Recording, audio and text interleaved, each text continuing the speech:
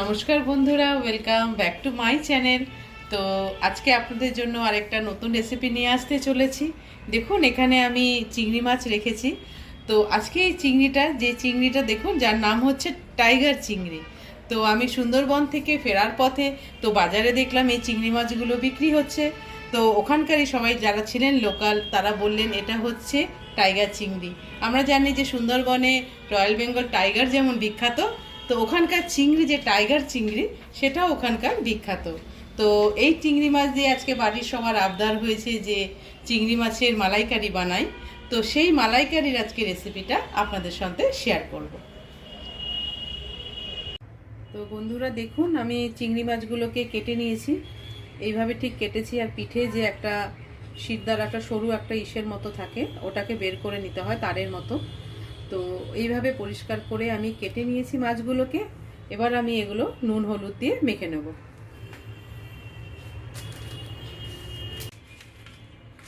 নুন হলুদ দিয়ে মাছগুলোকে ভালো করে মাখিয়ে নিলাম। মাখিয়ে নেওয়ার পরে এবার আমি মাছগুলোকে ভেজে নেব।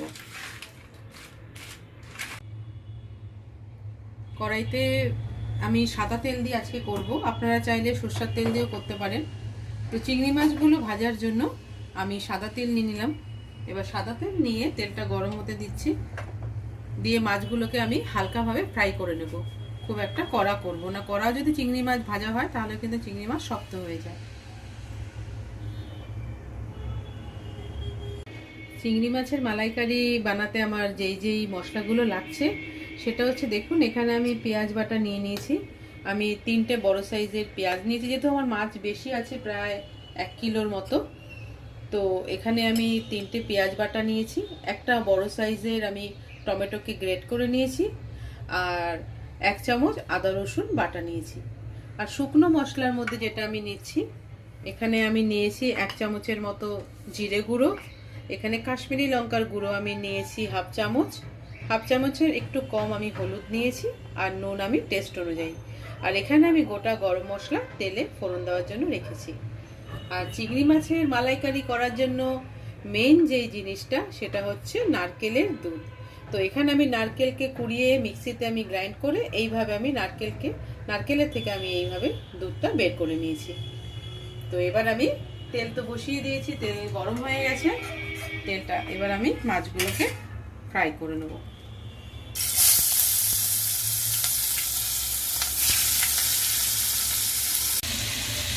মাছগুলোকে দেখুন এইভাবে ফ্রাই করতে হবে।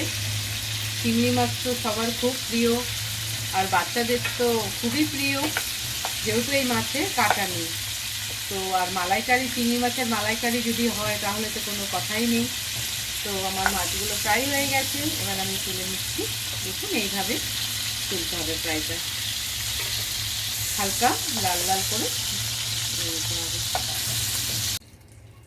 তেল দেখুন, আমি একটু তেল দিয়েছি।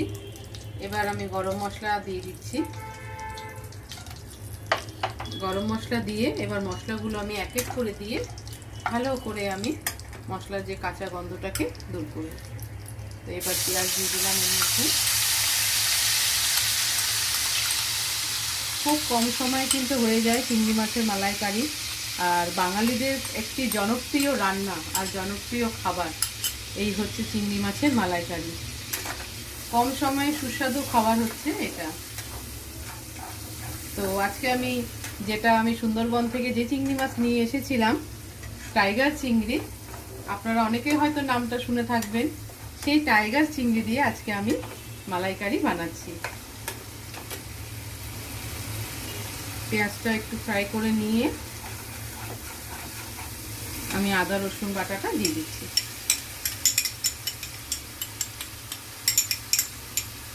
রসুনটা একটু কম দিতে হবে। এখানে আমি 1.5 চামচের মতো নিয়েছি। তার মধ্যে 1 চামচ হচ্ছে আদা আর হাফ চামচ হচ্ছে রসুন বাটা। ভালো করে আমি মশলা কাঁচা গন্ধটাকে করব।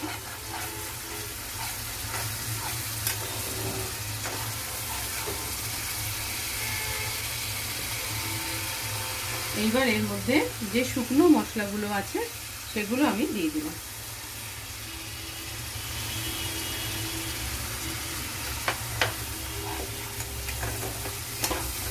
শুকনো মশলাটা দেওয়ার পরে আমি যেই টমেটোটা পেস্ট করে রেখেছিলাম, টমেটো পিউরিটা, সেটা আমি এবার এর মধ্যে দিয়ে দেবো। আমি কিন্তু মশলার এখানে কষানোর সময় কিন্তু একটু আমি জল দেব না, আমি কিন্তু নারকেলের দুধ দিয়েই কষাবো। টমেটো পেস্টটা দিয়ে দিলাম।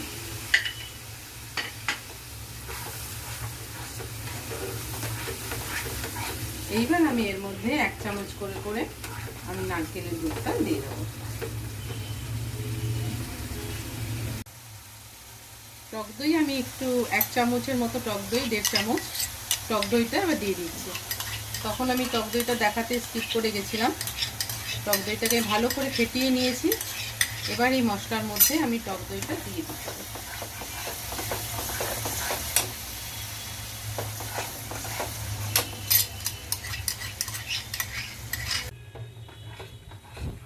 এবার নারকেলের দুধটা দিয়ে আমি অল্প অল্প করে দিয়ে কষাবো।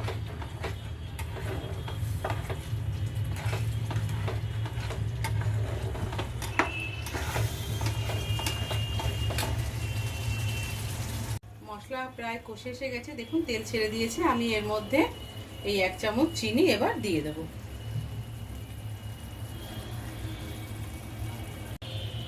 চিনি দিয়ে দিয়েছি। এবার আমি এই 1/2 চামচের একটু কম এবার এর মধ্যে ঘি দিয়ে দিলাম। ঘি দিলে কিন্তু অসাধারণ টেস্টটা বেড়ে যায়, দারুণ লাগে। ঘিটা দিয়ে এবার আমি মাছগুলোকে ছেড়ে দেবো, কারণ আমার মশলা প্রায় কষেই গেছে, তেল ছেড়ে দিয়েছে। দেখুন কি সুন্দর কালারটা এসছে, তেল ছেড়ে দিয়েছি। এবার আমি এর মধ্যে মাছগুলোকে দিয়ে দেবো। মশলা পুরোপুরি কষে গেছে, এবার আমি মাছগুলোকে দিয়ে দিচ্ছি।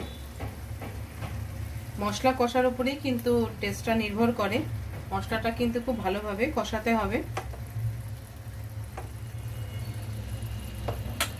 আমি মাছগুলো দিয়ে বাদবাকি নারকেলে যে দুধটা রাখা আছে ওটা দিয়ে স্টিম কমিয়ে আমি এবার ঢেকে দেবো, মাছগুলোকে একটু সেদ্ধ হওয়ার জন্য।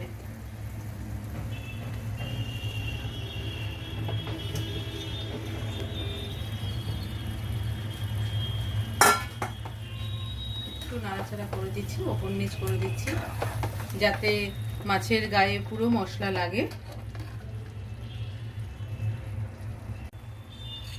এইবার যে দুধটা রাখা ছিল নারকেলে, এটা এবার আমি উপর দিয়ে দিই। দেখুন কি অসাধারণ কালারটা এসছে, খেতেও কিন্তু ভীষণ ভালো হয়। তো এবার আমি এটাকে একটু ফুটতে দেব, দিয়ে আমি টেস্ট করে নেব নুন মিষ্টিটা দেখে নিয়ে, তারপর আমি নামিয়ে ফেলবো। এবার আমি স্টিমটা কমিয়ে মাছগুলোকে সেদ্ধ হতে দেবো, কারণ মাছের গায়ে পুরোপুরি মশলাটা ঢুকতে হবে। যত মশলা ঢুকবে তত মাছটা টেস্ট হবে।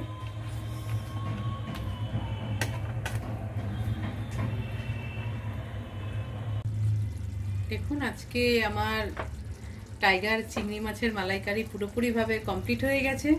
এইভাবে মাখা মাখা ভাবে নামাতে হবে।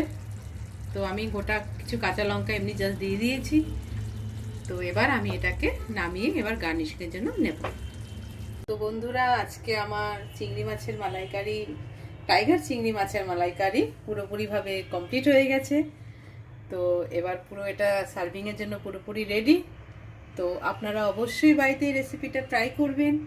ট্রাই করে কেমন লাগলো কমেন্ট বক্সে জানাবেন, এবং ফুডস উইথ বৈশাখী চ্যানেলটার সঙ্গে থাকবেন, লাইক করবেন, সাবস্ক্রাইব করবেন।